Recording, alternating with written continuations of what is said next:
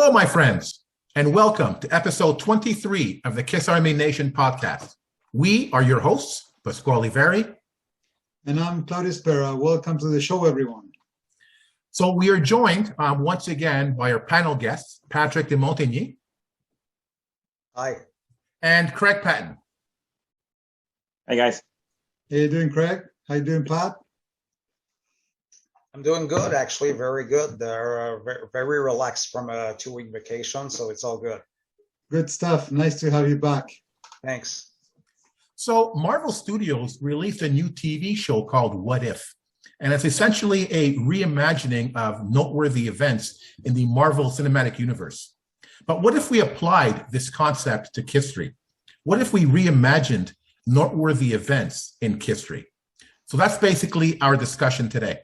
So before we begin, guys, I have a quick question for you all. So what if there was a KISS event that you missed that you can now attend? So what event would that be and why? So something that you missed and you said, man, I could have loved to be there, you know. So what event would that be and why? Patrick? Right off the bat, I would say maybe the live show in Montreal, especially since there was some newly discovered footage of that. Seeing this, like seeing a hungry young KISS, that's something I would love to have seen, you know, like when they were a young band still. That's something I would have loved to revisit. Definitely. For me, I think it would be Kiss Cruise 1. Because it started a whole ball of rolling. Even though we had gone on that trip together, guys, I think that the first one was very special. I think it was everything was new, everything was off the cuff. There was a lot of, they played a lot of stuff that wasn't played by before, and I think that would be a special trip, definitely. Mm-hmm. What about you, Pask? For me, I'll never forget. I could kick myself. I missed the Creatures show in Montreal, and I remember seeing the KISS tour on the marquee at the Montreal Forum. I was there downtown. Why didn't I buy tickets? I don't understand what was going on in my mind. How come, man? You were not there. Unbelievable. I wasn't there, exactly. Not mentally. I think, what the heck? And yeah, one of my biggest KISStory regrets, for sure. Claudia, how about you? I could have loved to be at the Dodger Stadium for the '96 for the reunion tour. You know, the first show, that first show that it was, you know, so promoted, you know, and the first time ever, you know, to see the 4 original members, you know, playing again together. I don't know, man, the energy on that show, it must have been something really, really special. So I could have loved to be there. Yeah. Nice. Okay, so let's start our game. And for our listeners, feel free to chime in the comments and what would you say to our what if questions. So our first question: what if KISS had continued working with Bob Ezrin for Rock and Roll Over and Love Gun? Patrick? I'm not sure it would have worked. You got to remember, you know, like Destroyer is seen as one of KISS's, you know, best and notorious album, but it got a very lukewarm response from the first hardcores because it was too sophisticated. It appeared that they wanted to do some kind of a Sgt. Pepper kind of thing to it, overproduced. So I'm not sure it would have worked for the following 2 albums. I think the fans would have fallen by the wayside. I think we were used to something more raw. So an album like that is good to have, and you know, they tried their hand with Bob Ezrin the second time for The Elder, and we all saw what happened with that. So I think I don't believe it would have worked, especially since it didn't get along too well with Ace and Peter. I don't think it would have worked out. Something would have happened, you know, whether a personal change earlier than 1980. Who knows? So I'm not sure it would have worked. Okay, Craig? Yeah, I agree with Pat. I don't think that it would have worked out. And the disaster that happened on The Elder, Yeah, he tried with Alice Cooper too on Welcome to My Nightmare 2.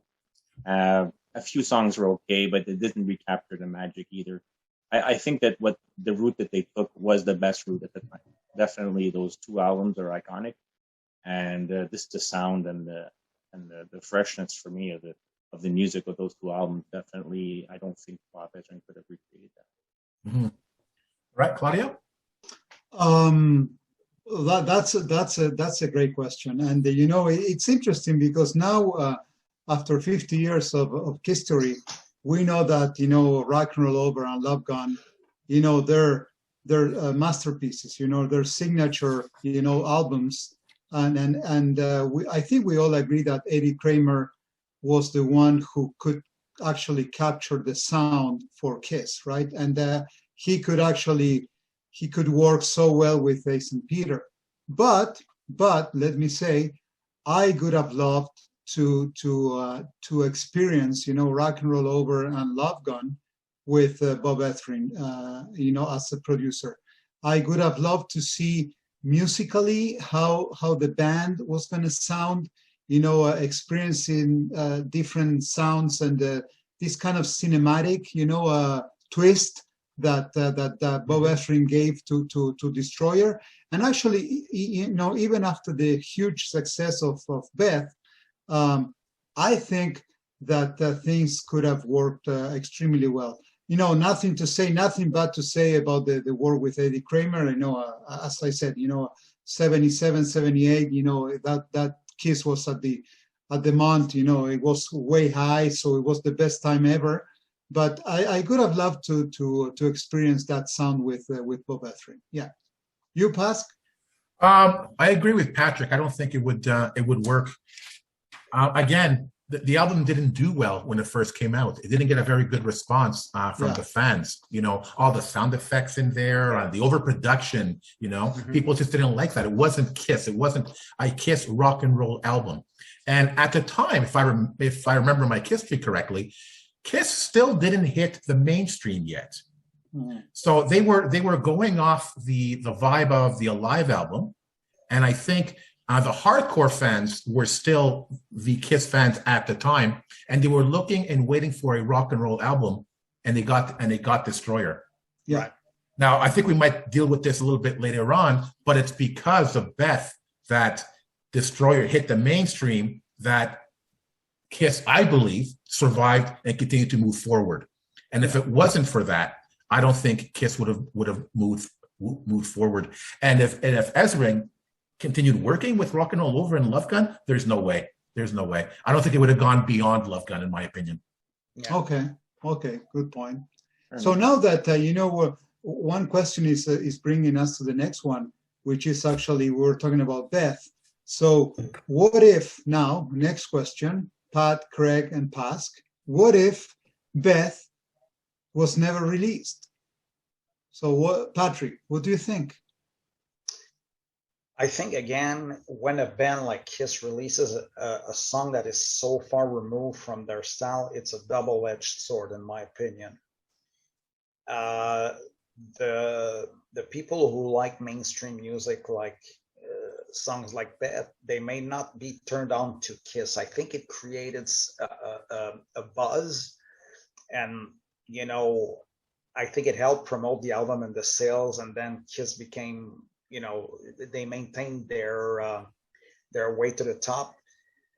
But again, I'm a little, when they say it's because of that Destroyer became a hit, I'm not so sure, because when you listen to the set list again today, they still play the big standards: Detroit Rock City, Shout It Out Loud, God of Thunder, of course. So that is not the only big song on that record. So in my opinion, yeah, probably it did give the album a push, but I think it wouldn't have been for that, it would have been like the first three. No real sales, but the shows were selling. So I think it would have been that, in my opinion. Okay. Craig, what do you think? Yeah, I think that since it was released on the Detroit Rock City single and people flipped it over and started playing Beth, I think that put them into the mainstream of music. You know, when she accepted the award for People's Choice Award for the best single of the year, it put them on the charts, and then people started noticing them. And like Pat was saying, there's a lot of those songs that are on that album that still are mainstream today. Like he said, the only one he forgot maybe was "Do You Love Me," but that's in and out of the lineup once in a while, right? But I think that really juggernauted their career in a way that not just the average person would listen to them too, not just the hardcore guys. That laid the platform, I think, for them to be more popular in the future. Pasc, what's your take on this? No, I definitely think Beth saved KISS and Beth saved Destroyer, because again, when Destroyer came out, it wasn't doing very well. And they released Detroit Rock City to the radio stations, and it was the radio stations that flipped the album around. And when they did that, it just gained popularity, and it reached the mainstream. Yeah. And there's something about that song, you know, it's not a typical KISS song, but I think it really resonates with the average individual who works really hard, misses their loved one, wants to see them again, but can't see them until the work is done. It sort of hits a chord, and it hit a chord with the mainstream public. And it gave KISS an opportunity to be discovered by the mainstream. And Patrick, you were saying that, you know, today you're still playing the mainstreams, Detroit Rock City and Do You Love Me and all of that. Yeah, because KISS is popular today, and we look back at all these amazing songs. I don't think we would have gotten that far if, again, Bob Ezrin didn't work, continued to work after Destroyer, or even if Beth was never released. And if that DJ didn't flip over that album, I think we'd have a different KISStory today. Yep. Yeah. So definitely Beth saved Destroyer. Definitely, in my opinion. Claudia, what about you? I agree with you, Pasc. I think not only it saved Destroyer, but I think it saved the band. Okay, I think that KISS Good Enough lasted, you know, longer than maybe 1977, 78, if it's not because of Beth. So we have to remember that both Neil Bogart and Bill O'Coin, they wanted to put KISS on the radio. So they wanted to hit, you know, a mainstream and, you know, attract new people, you know, girls and female audience that up until that time, KISS wasn't able to attract with the lyrics and stuff. So I think that even though, you know, Alive sales kind of helped, you know, the recovery financially for the KISS company, we have to remember that Neil and Bill O'Coin, they wanted to make KISS bigger. And I think that Beth helped to do that. So to me, definitely, you know, it's to me, Beth, it's a deal breaker, you know, in KISStory, definitely. Yeah, that's a good point. I think Bill O'Coin tried to bring KISS into the mainstream through the merchandising. And, you know, then they tried to put KISS more in the mainstream through their music. So Neil Bogart tried to do it through the music. You know, he tried it with Kissing Time, and KISS hated the idea of that. Right. You know, but he was trying to do that, and then again with Beth. And yeah, for sure, I think that really helped the band. Not less the merchandising, more the music. Yep, definitely. Yep. All right. So next, what if Vinny had stayed after Lick It Up? Whoa! Wow, that's what if Vinny had stayed after Lick It Up? I love it. I love it, Patrick. I'm one of the very few, and I do realize that. I think they would have had a better second life. Vinny, despite all that we hear and everything that goes on, does have talent, and I believe he brought a more modern sound to the band. You got to remember when he joined in end of 82, 83, Eddie Van Halen and all that kind of stuff was big, and just in order to stay current, definitely needed someone like Vinny. Plus, he was a very good songwriter. I mean, you got to realize on Lick It Up, he's part of 8 out of 10 songs. Not an original member of KISS was that active on an album. So Having said that, I think if it would have worked, I'm not going to say who's right and who's wrong. I think Kiss would have had a better second life between that and the reunion, because if it's all a matter of opinion, but after Lick It Up, most of the albums up until Revenge were hit and miss, lots of, not enough focus from certain members on it, or whatever the reason. Kiss became like a pop band, I think. So I think with Vinny, we would have had like the comparison may be a little shaky, but maybe like kind of a Sabbath with Dio kind of thing. Maybe. Okay. Craig?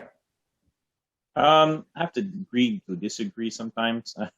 As much as Vinny is an outstanding songwriter, I do agree with that, and he did do a huge contribution to Lick It Up, that's for sure. I think that it's much like a hockey team, and you have someone in the dressing room who's that guy who's going to be the self-destruction of the team, right? And I think he was that person. He didn't get along with the rest of the members, and I think that he would have sabotaged their career in a way that would be probably irreparable. It's too bad. Very talented person, but like Gene said once in an interview, when he was playing the guitar, it was like an angry bee, bang, shoot it. It's I don't know. I just think it would have just crash and burn. Okay. Claudia, what do you think? You guys are too serious, man. This is supposed to be fun. Come on. I love it. I love how Pat, he's trying to be, polite and correct, when talking about the 80s and stuff, but he's a huge, Vinny fan, and I fully respect that. In my opinion, I cannot see that as a possibility. I know that this is a what if game, which is great, but I think even though his contribution musically was, no question about it, great writer, great musician. I don't think that he fitted into the Kiss, band. I think that if he had stayed another album, he could have been fired the following year. To me, there was no life for Vinny at all, mainly because of the relationship with both Paul and Gene. But I don't know, man. I have a hard time to figure, Vinny in Kiss for more than what he stayed. It's impossible to me. Ask. I don't know. I think this question should have been worded a little differently. What if Vinny didn't have his issues? Then could he have stayed after Lick It Up? There you go. And that's where I agree with Patrick.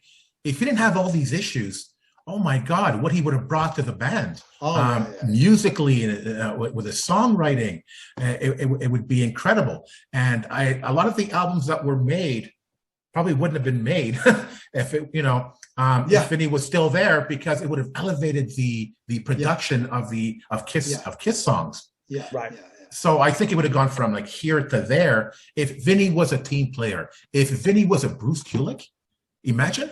Oh boy, my goodness. What if Vinny was a Bruce Kulick? Yeah, what he would have brought to the band. We could have had so many more, Creatures of the Night and Lick It Up, kind of thing, that it would have been awesome. Yeah. Exactly. True. But if the question reads, what if Vinny, the Vinny that we all know, stayed after Lick It Up? There's no way in heck that it would. No. I agree with you, Claudio. I don't see it go beyond how far it went, and even that went too far. I'm surprised they put up with that much, but I guess they had no choice. They didn't even interview anybody; they just let him in because he happened to be there. Well, another twist to this question, the same kind of approach that we took with Beth. Could we say, did Vinny save Kiss with Lick It Up? I don't think so. No. Why do you say that? Because Kiss was pretty much a dead issue. If anything, again, I'm talking about numbers and things. Animalize was bigger than Lick It Up. It went platinum, regardless of how I feel about the album. Sales do speak. And it was their first platinum album since, I think, Dynasty, if I'm not wrong, if I'm correct. But maybe that's because Lick It Up, you brought back Kiss to, to the charts and to, I don't know. Yeah. As much as I like the lineup with Vinny, did Vinny save Kiss? It's pretty much debatable. It is indeed. Yeah. No. Because can't it be argued that Kiss was a dead issue with Creatures of the Night? It was such an amazing album, and it didn't do very well, but Lick It Up did much better than Creatures. Yeah. Is that because of Vinny? Or because the makeup came off? I think it's the whole MTV, the whole MTV, remember that MTV unmasking?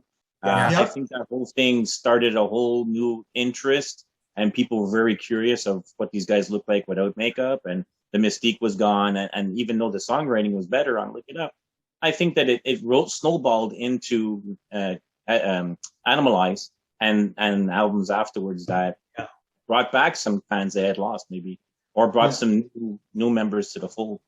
Yeah, nice. Yeah. Good stuff. So, well, thank you for that, guys. Now this one is a tough one also. So, what if Eric Carr had not passed away? Patrick? I believe he would have been ousted of Kiss. I'm pretty sure, because we all know how things went during the Hot in the Shade tour, and I think they were pretty much fed up, not with him as a drummer, but with the situation. Mm-hmm. And I think they would have gotten rid of him, especially since Paul had played with Eric Singer. I think it would have been a natural transition. I think Eric Singer would have still been in the band. Knowing what I know now, Eric Singer would have been the drummer. And even if Eric had stayed up until the reunion was marketed as, for the first time in 17 years, the original members. So I think they could not skip a step. Right. They had to do the whole thing, the whole vintage thing. And as much as we appreciate Eric, he wasn't there at the beginning. So it had to be a reunion of the four originals.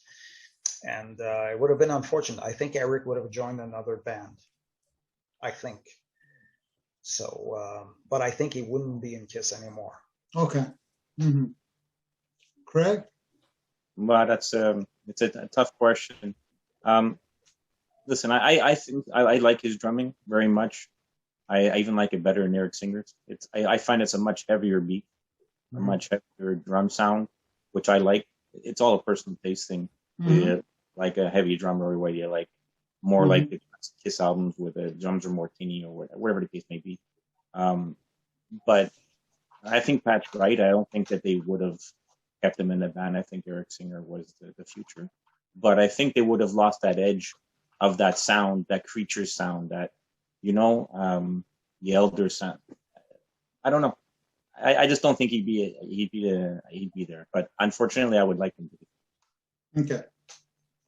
Pask? So who was upset with whom here? Was it Eric upset with Kiss, or Paul upset with Eric, right? Because, from his Rockology album, he had so much amazing material that should have been released on Kiss albums and never was. And I think Eric was frustrated that there wasn't more of his music on the albums. And I think that caused a friction between Paul and Eric. Mm-hmm. Now, do I think that Eric wouldn't have been in the band? I think he would have been in the band till up to the reunion, in my opinion. Even though there was friction between them, it's the friction is the pattern in the band. There was friction with Ace and Peter. There was friction with Vinny, and now there was friction with Eric. I mean, what's the difference? They would have put up with it because they want to remain in the band. It's better than not being in the band. So I don't see Eric leaving on his own or making the move to leave the group. And he was an established member of the band since the 80s. And I don't think Paul and Gene would let him go and go through all the hassle of trying to find again a new member, even though they played with or Paul played with Eric Singer on his solo tour. I don't think they would have kicked him out and put Eric in. My God, the optics of that! How bad would that look? Yeah. And I think the fans loved Eric Carr. And I'm not just saying that because, after his death, obviously fans adore him even more. But I think fans really took to him when he joined the band. Oh yeah, from the very beginning, and he was such, like Craig in a past episode mentioned meeting him and how nice he was, and he's so personable with the fans. Yeah, he's a people person, and I think the fans would have lost their minds if they let Eric go. Now, I agree with Patrick in a sense that once the reunion tour happened, he would have been let go. He's not part of the original, and he would have been let go with Bruce, unfortunately. But the interesting thing here is, I think, how cool would it be? What if Bruce and, because you mentioned he would probably go to another band. What if Bruce and Eric play together in another band? I see that happening. And right now the cool thing is that Bruce is really promoting a lot of the 80s stuff, which I think is fantastic. It's an era that it's underrated, and we're not giving it enough attention, not as fans, and even KISS, they don't give it enough attention. And Bruce is doing a fantastic job of bringing that material to light. And I think he would do that with Eric. So I think it would have continued with something, a collaboration between Eric and Bruce for sure. Mm-hmm. Interesting. It's this is so much fun because the way you present your let's say your statements, your opinions, I have to agree with all of you guys, all three. But had he not passed away, I think that he could still be making music. That's no doubt about it. But he couldn't be part of KISS. And but as you guys were talking, I was thinking, do you think that if Eric had stayed with KISS with Bruce, was a reunion possible or not? Because I think that the reunion, kind of happened because KISS was actually on the downslope, after, even though we love, Revenge and all the stuff. When KISS got into Carnival of Souls and all of that, and Unplugged, the people started to ask about the reunion tour. But if there was a healthy group with Eric and Bruce, do you think that the reunion could have happened anyways? I think so. Definitely. Yeah, because at some point the demand was there. The Pearl Jams and the Soundgardens, they all said KISS was their was the reason they were making music. So I think it built from there, the demand for the reunion. Like the 70s became cool again because it was long enough, like in the 80s it was uncool, the 70s, but as the 90s progressed, because it's funny, all the reunion bands happened after that. Styx, Motley Crue, Van Halen had tried and failed, but anyways. So now I think the demand for 70s era stuff was there. Therefore, the reunion was the next step. Regardless of the quality of the material or whatever, the reunion was the next step. Okay. So let me ask you this question, guys. So would you have liked Eric to stay in the band had he not passed away? So like what Craig said, he loves his drumming and stuff. Could you have liked him to stay? Okay, let me get in trouble here. Two things. I want to respond to your previous question and what Patrick was saying. I think the reunion tour was in the cards because in the 80s, KISS played a lot of their new material to get past the 70s stuff. But near the end of the 80s, we're bringing in more of the 70s stuff. Yeah. Because, again, the sense it was cool again, the nostalgia of it all. He was happy. So for sure, the reunion tour was coming. But I gotta be honest. I remember when they announced the reunion tour, I was disappointed. Sorry, KISS fans. Whoa, sorry. What is this? I was disappointed. As much as I love the original lineup, to me that was in the past. KISS worked so hard to be where they got with Revenge. And they finally got to a place where they are comfortable with themselves as a band. And you saw like some of the some of the changes they made in the 80s with the costumes, it's like, oh my God, they had no clue who they were. They were trying to define themselves. But with every subsequent album, they were getting closer and closer to the concept of Kiss without makeup. Yeah. And then they came up with Revenge. And what an amazing, incredible album with incredible music. That was Kiss. And I was looking forward to seeing more of that Kiss. And there was also no drama. There was no drama, and the band was tight. Musically, they were tight. They appealed also to the mainstream. They were cool again. And then the reunion tour came, and all that hard work was gone. Right. Yeah. For a payday. Yeah. You know. Yeah. True. You know, I agree with you. I think that the potential of that lineup there for Revenge was huge. You know, I remember that tour. It was phenomenal. You know, the sound was so tight. But again, do you think that Eric Carr could have been as good as Eric Singer to come up with an album like Revenge? Because you know, it was their intention to go heavier, so I think it would have fit. Yeah, with Eric Carr. Yeah, absolutely. So we're talking. Yeah, go ahead. Okay, just to elaborate on what you were saying, past about the reunion and that stuff, and your point is very valid. But to me, it's a business, right? So this was in the cards for a while. They tested it out during those later tours, putting in some of the older tracks, and then you realize the demographics of the people where the people that were in the 70s are now in a place where they could spend the extra money, recapture their youth, and say, "Hey, I want to go see these guys again. I remember what it was like, or I didn't get a chance to go see them," and they can spend the $300, $400, $500 a ticket. Whereas in the old days it was $7, $8, right? So now the merch and everything else, that's my take on it. It's definitely, it is true. It is a very good point. So you bring your family to the show, you know, you spend your ticket times 4, you know. Saw them in 70. This is what it was like, you know. Yeah, and they have the means to pay for it because they're an older generation. They have the money to spend, right? And it's all demographics and business and everything like that. Unfortunately, some of the mystery is the business, unfortunately. But my take on it. Love it. Good point. So I'm not sure how aware we were of the friction between the band members during the reunion tour, but it was quite evident during the Psycho Circus tour.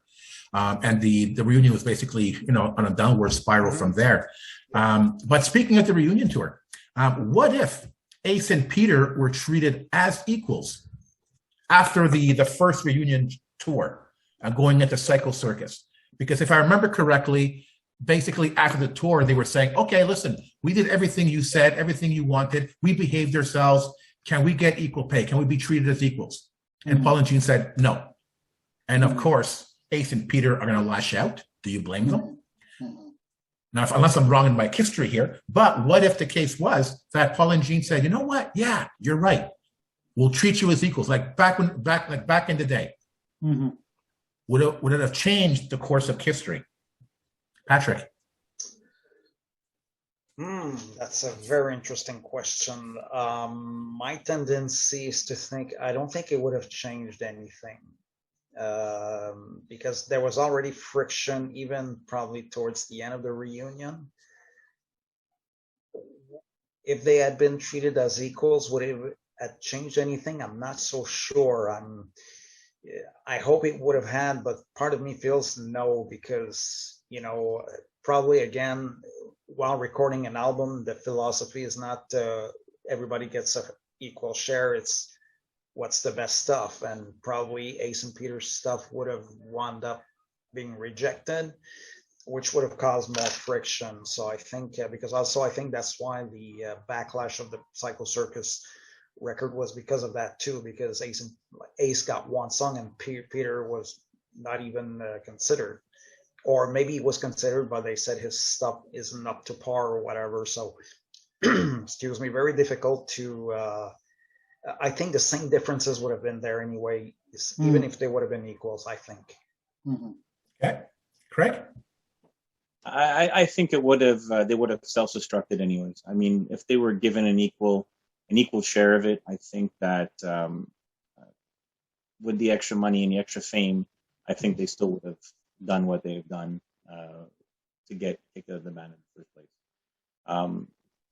I know their frustrations of not getting enough tunes on the albums and not being they feel like hired hands and stuff like that. I get all that, but we don't know what really happens on behind the doors, and maybe that's how they control them. It's unfortunate, but I don't think it would have been. I don't think it would have been the same because musically, I think that Bruce Kulick, Eric Singer are better musicians, unfortunately, and I think that they contributed more musically than Peter and Ace would have. Okay, Claudio.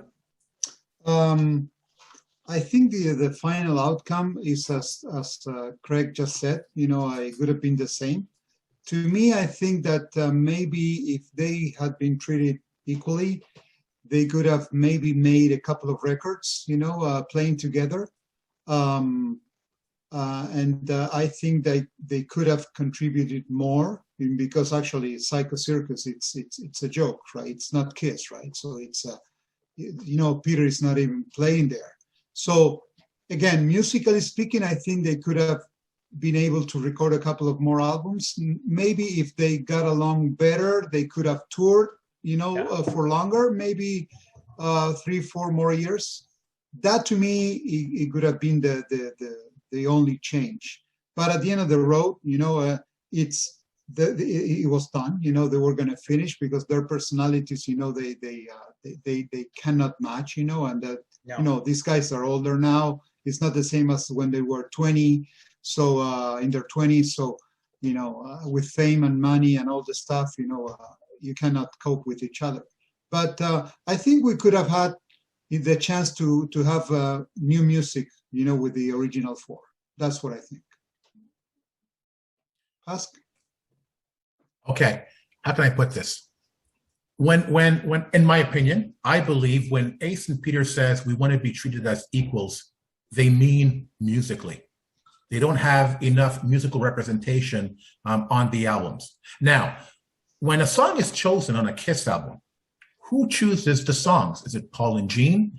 I know it's the producers as well, but do Paul and Gene have to like their songs? Do the producers necessarily have to like the songs?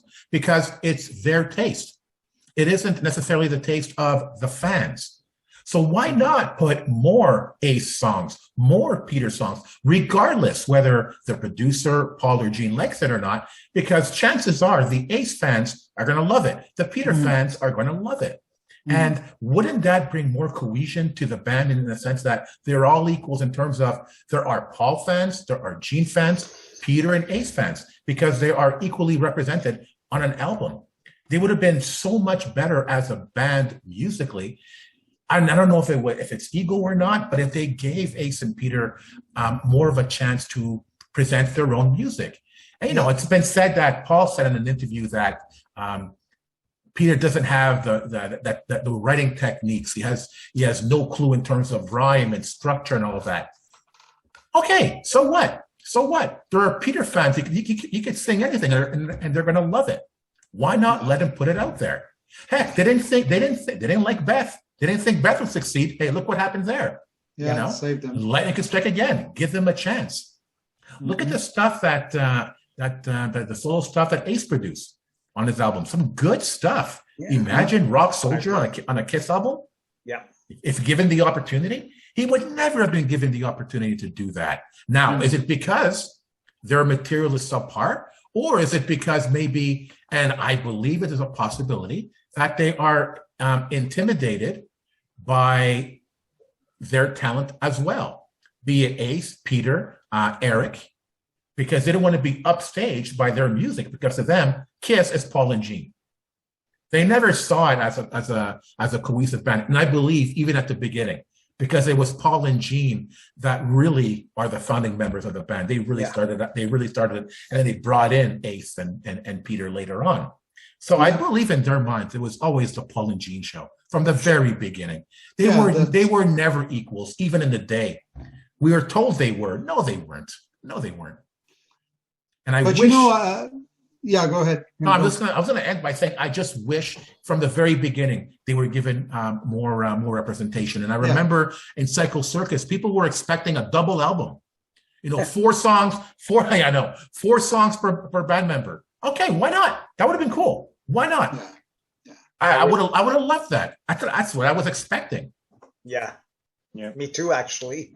Yeah. You know, I think that one of the now looking backwards, you know, you can say that it's a big mistake, but you know, with the reunion tour, you know, Kiss had built up, you know, so much momentum, you know, with the legend, you know, trying to capture, you know, the old fans and everything. So now everybody, even ourselves, we thought that, hey, the magic is back. So then why not having an album, you know, with songs, as you just said, Paz, from every member? So, you know, to me, you know, the marketing was all there, you know, the you know, the visuals and everything. So why not having an equal contribution from each one of the members and having a real Kiss album? So to me, the biggest, you know, disappointment for Psycho Circus was to know that Peter is not even there. Yeah. And there's only one song from Ace. So that, to me, Kiss they lost that window of opportunity that could have given them, you know, longer life, you know, for the original lineup, maybe 2, 3 more albums, more tours and everything, and maybe some cohesion, as you just said, Paz, between the members of the band, and, you know, better dynamics. So I don't know why Kiss did what they did with Psycho Circus. Actually, even, you know, and if we want to go to the extent, if they could have brought Eddie Kramer to produce that album. And, you know, he got along so well with Peter and Ace that could, instead of bringing Bruce Fairbairn, you know, who didn't have a clue what Kiss was planning to do, you know, to me, that ruined everything. Yeah. Good point. Yeah, seeing demos and stuff flying around of that era. So I'm pretty sure they had material. Who decided to make this a single record, whatever. I agree with you guys. It should have been more of an event. Getting back to the Peter Ace thing, you know, I'll be devil's advocate here, and I'll take Gene and Paul's word for it. Maybe the reasons why they didn't get their fair shake is because they didn't show up for rehearsals. They didn't show up for recordings and stuff like that. You know, they always were the bad boys of Kiss, right? So did they help themselves? I don't know. I wasn't there. It's just hearsay, right? So and we don't hear much of their side of the story either. They tend to get away from those questions. But if you're working somewhere and one of your team members is not giving you their 100% or showing up for meetings and stuff like that, would you get them a fair shake? I don't know about that. Yeah. Good point. Good point. You know? Yeah, and it's true that since the beginning, the dynamics in the band has been like this, you know, since the very beginning. It is true. It is true. Yeah. Yep. Yeah. So next, what if Dynasty, Unmasked, and The Elder never existed? Oh my God. And what if they were replaced by an album like Creatures? So figure this out. KISStory without Dynasty, without Unmasked, without The Elder, and just go straight with Creatures. What if? Pat? They would have had their place right up there with all the Black Sabbaths, all those other bands who were putting out hard rocking albums. You have Kiss, who comes out with Dynasty, who they sort of think they wanted to, in my opinion, emulate the Stones and Rod Stewart, who had gone into a more popular disco kind of thing. I cannot blame them for taking that direction, but at the same time, they turned out their hardcore fans. Had they done an album like Creatures right away, I think they would have stayed a heavy band, and they wouldn't have had to fight to get back to where they wanted to be, with Creatures and things like that, because nobody was taking them seriously anymore. Mhm, Like Kiss, no, mhm. they sold out. If they had done an album like Creatures or something like Love Gun or whatever right after Alive 2, the story would have been different. Definitely. I think they would have stayed like, oh, that's a hard rock band, you know. Okay. Yeah. Okay. Craig? Definitely agree with that synopsis too. Although those years of Masked and that stuff, they went with the flow of what was trendy, pop rock. Although there's a few tracks on those couple of albums that are harder than some of them. Elder, you know my point on that one. It's love it or hate it. Did it suit a purpose? I think it did. They got that out of their system, and they see it was a fail. And if they would have produced a movie, would it still be around? I don't know. But getting to the Creatures thing, definitely, if they would have put that album out and moved forward. Now, here's something I want to throw out there. What if they did Revenge with makeup? Wow. In that era, like do Creatures and then do Revenge right after with makeup. Could have worked. The trend of oh wow, you know, like this is definitely the right. This is definitely the right track, right? Just putting it out there. Yeah. But I often think about it. No, I agree. Yeah. I agree. I'm wondering if with that lineup, Kiss could have been able to come up with music like that, you know. So with Peter and Ace, I don't know, but well, that's a different discussion. But that said, what if they could? That's right, exactly. Right? What if that's they right. could? That what if? But I love the point that Craig made. That's interesting because, and it's interesting, Claudio, that you mentioned Dynasty, Unmasked, and Elder, because really Dynasty was the beginning of their downward spiral. You know, but was it really Dynasty in the beginning, or was this Dynasty a symptom of the beginning of the downward spiral that started with the solo albums? So what if you add the solo albums in there, get that out, and you had the first trilogy of albums, which were amazing. Then he came out with the next trilogy of albums, which were amazing. Now let's think about the next trilogy. And starting with Creatures, I agree with Pat, it would have been incredible. Yeah. It would have been incredible. The hardcores would have been there. The mainstream are still there from Love Gun and from Beth and stuff. Yeah. And then Craig, something like Revenge. My God. Yeah. My God. And then something again like Revenge or Creatures for the last album of the trilogy.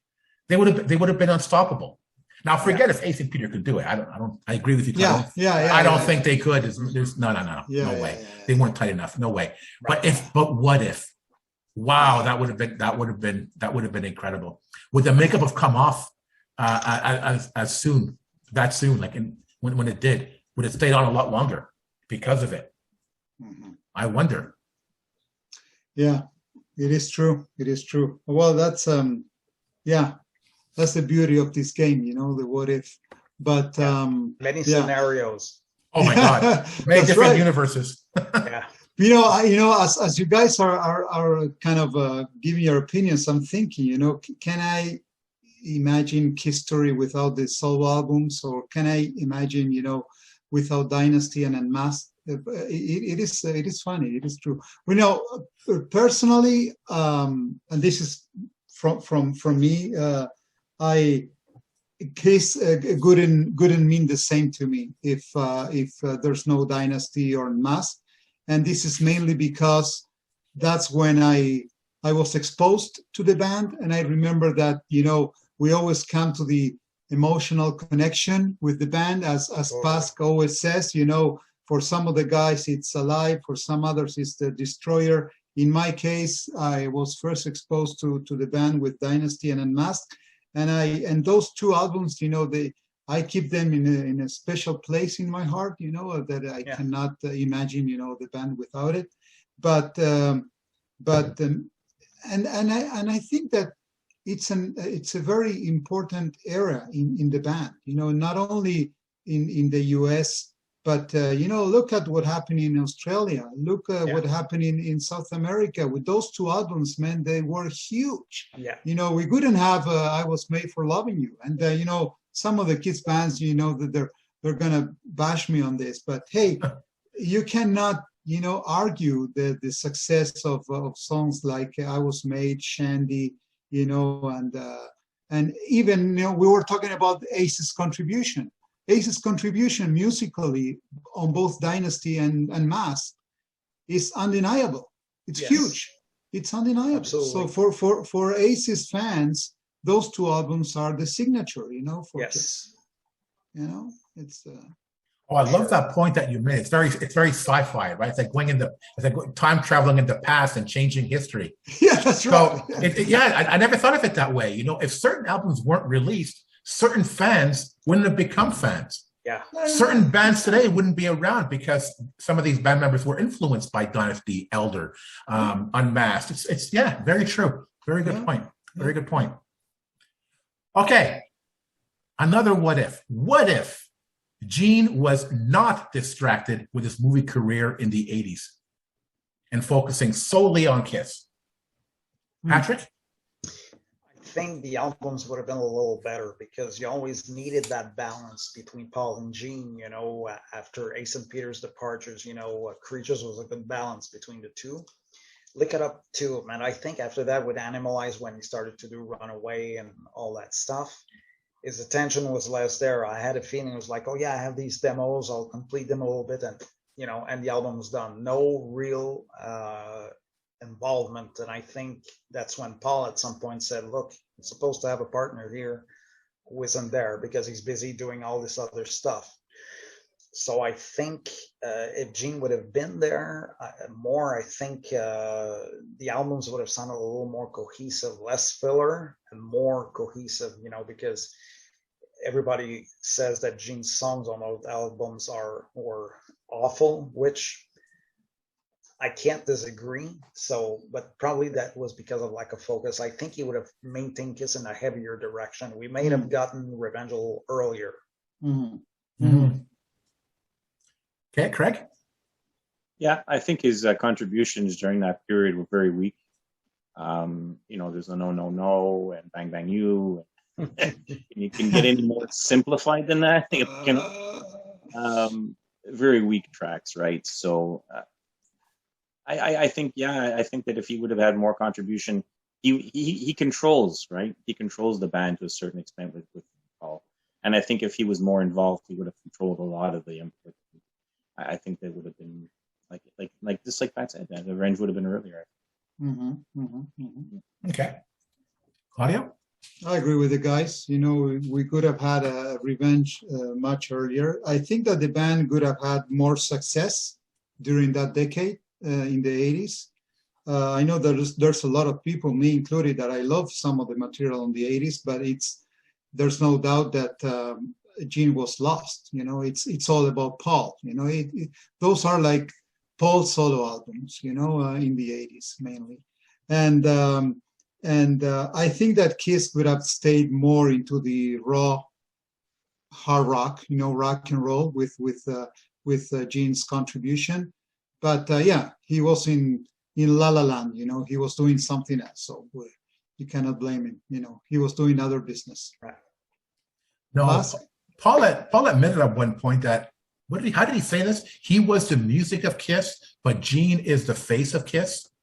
Yeah. And when the makeup came off, in a sense, he no longer was the face of Kiss. Kiss was completely redefined, and Gene needed to redefine himself. Mm-hmm. And as a result, he wasn't happy, and he wanted to move on to other endeavors, such as making movies. And look at the movies he made, right? He was always the villain. He always had that demon-esque type character in his movies because that's how he identifies with.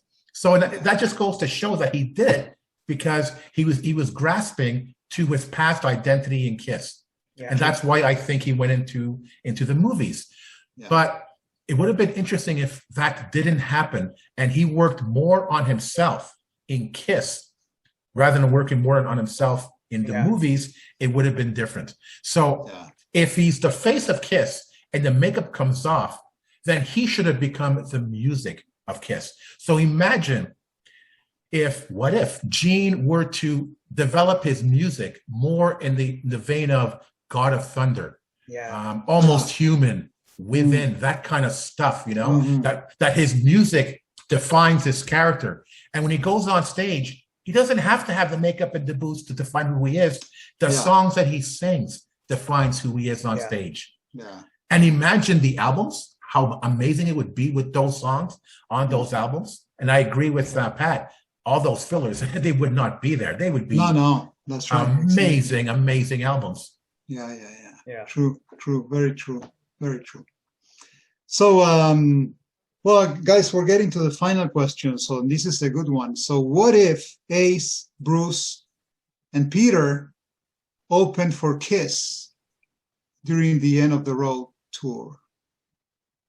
Is that a what if or I wish? That's right. Meaning like each with their own band? Or a band together? What? Well, good question. So let's say they all play together, okay? So you get Peter, Ace, and Bruce, or maybe Bruce with his band, the band that he plays in the cruise. You know, let's put Bruce with his band, you know, when he plays in the cruise, and let's say we have Peter and Ace with another two guys opening for KISS. You know, you have two opening acts and then KISS. Okay. Personally, it would feel strange because as much as we can appreciate whoever came after Peter and Ace, to have Peter and Ace open for KISS, especially on their last tour, it would feel strange. I don't think Ace and Peter would go for that. They'd feel like second class citizens, sorry. And I don't think, I can't imagine it for some reason. For something like that, they need to have their own tour and their own event. To be like it would be like, okay, this is my place in the KISStory. No, I don't think so. I can't imagine them going for that.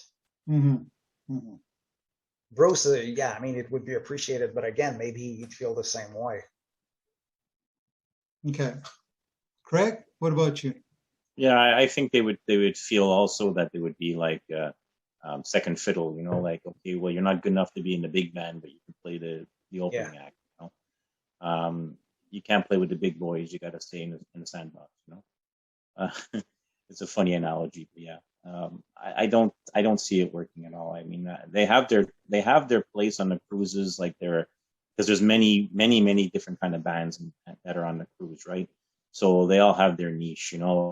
They don't have to go play with KISS; they can play with the other bands that are supporting them. Whereas not as a big gig, saying opening up for KISS. You know what I'm saying? It's not the same. I don't think it would go over well. I think they would feel like second class citizens or just, runner-ups. You know? Okay. Pass. Interesting points. It's interesting that you guys say that you think they would feel like second class citizens. You think it's possible that maybe Gene and Paul would feel like second class citizens? And let me explain. I imagine a world where in the last leg of the End of the Road tour, they do several shows with Bruce and his band, Ace and his band, Peter and his band, and KISS comes on afterwards, okay? A huge festival type event. Right. You don't think Paul and Gene would be intimidated by that? The fans would lose their minds with Ace on stage, with Peter on stage. And then KISS comes back. They would be shouting, Ace, Peter, you know. There's going to be people walking away, you know. People leaving, and you think they want that? Absolutely not. So I don't in a perfect world, I don't think Ace and Peter would say no. I think Paul and Gene would say no because they know that would happen. But what if, right? What if? That's what we're talking about. It would be so cool. And wouldn't it be cool then at the end, you know, Ace comes out with his boots, with the Ace boots, and plays. Peter comes out with his boots and sings Beth. Right. And one big final fireworks with everybody on stage, including Bruce. Oh my God, it'd be something else. It'd be something else. Yeah. But it would be too much attention taken away from Paul and Gene. They wouldn't go for it. No. They wouldn't go for it. That's what I think. They're not under control now. So Exactly. I think the fans would go nuts, but I think that that Ace, Peter, or Bruce would feel that they should be up on the big stage too. The fans, I agree with you, past 100%. But I think that the Ace, Peter, and would feel, hey, okay, I'm opening up for you. Whereas, we used to laugh at the opening act when we used to be together, right? Now, my dream would be like Madison Square Garden, the last couple of shows, that they all come out and they make a cameo appearance. That would be amazing. This to end it all once and for all. And then I heard some articles lately saying, is Kiss the end of the road or not? With a question mark. There's already rumbles that saying that maybe this is not the end again. True. Yeah, that's what they say. Mm-hmm. So it's like, are we going to get duped by this end of the road, farewell 1, farewell 2, and farewell 3 tours? Yeah. I don't know. Yeah. So they lost a lot of money during the COVID situation. Do they want to recoup it and delay it? I don't know. Never seen that. Yeah. Okay, so thank you guys. Well, I'm going to wrap it up there. But before we end, this is something I want to say. This has been fun in terms of thinking of the alternate reality, what it would be like, But speaking for myself, I'm 53 years old, and my goal in life is to live life without having any regrets. And knock on wood, at my age, I still have no regrets. I've made my mistakes, but it made me who I am today. So I want to touch on something that Claudio said, was it Dynasty, Unmasked, or songs that are close, albums that are close to your heart. And your experience in KISS would be different if that wasn't there. Yeah. KISS had a lot of ups and downs. They made a lot of mistakes, a lot of hardcore mistakes, but that's all part of KISStory, because all of those mistakes that they've made, if you want to call them mistakes, those business decisions, let's say, made the band who they are today. Yeah. And imagine after 50 years, they're going out on top. It's not like, it's a mediocre show. Yeah. It's in my opinion, it's one of their best shows. This is almost 50 years later. Gene is 72 years old. Yeah. And look what they're doing on stage. And that's all because of everything they've done, good and bad, in their past. So this game was fun, yes, but I wouldn't change a thing. Yeah. Well, it's I cannot say better than that. So that's how I feel too, Pask. So I fully, I agree 100% with you. And think of this, we're still talking about KISS and running a podcast with KISS fans, with friends, like Pat, like Craig, and this is all because of the things that the band has done in the past. Sure. We couldn't have these fun discussions and different points of view if the band had stayed the same, for 50 years. And, same here. I'm so grateful, to the band and all their past and present members. And all I can say, man, I can't imagine my life without KISS, and everything that they've done. And same thing, man. I'm so grateful. So, on to you guys. What about you, Pat and Craig? Any final remarks?